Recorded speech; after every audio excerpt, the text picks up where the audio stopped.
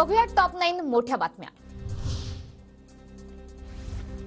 अहमदनगर मतदारसंघाचे महाविकास आघाडीचे उमेदवार निलेश लंके आज उमेदवारी अर्ज दाखल करणार।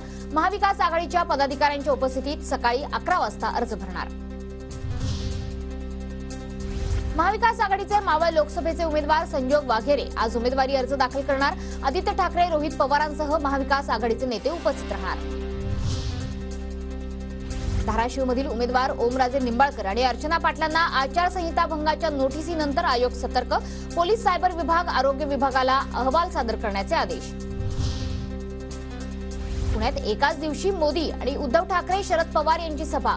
29 तारखेला वारजेमध्ये महाविकास आघाडीची सभा तर टिळक रोडवर मोदींची सभा।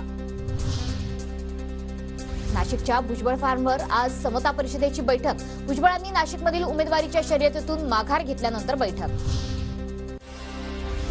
कदम घराण्यामुळे अनंत गीते खासदार होऊ शकले। आता गीतेंना मतदारांनी नाकारलंय। आमदार योगेश कदम यांची अनंत गीतेंवर टीका। लोकसभेच्या निवडणुकीमध्ये ह्याच कदम घराण्यामुळे, शिवसेनेमुळे अनंत गीते खासदार होऊ शकले। एकंदरीत दापोली मतदारसंघामधल्या जनतेने, रायगड लोकसभा मतदारसंघामधल्या जनतेने गीतेंना मागच्या निवडणुकीतच नाकारलंय। नारायण राणेंसाठी नीलम राणेही मैदानाच्या प्रचारात। नीलम राणे रत्नागिरीत 26 एप्रिलला 9 सभा घेणार।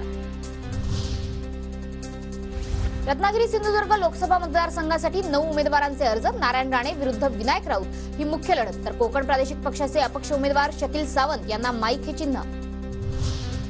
बारामती लोकसभा मतदारसंघात 38 उमेदवार रिंगणात। उमेदवार जास्त असल्यानं प्रत्येक मतदान केंद्रावर 3 बॅलेट युनिट लागणार।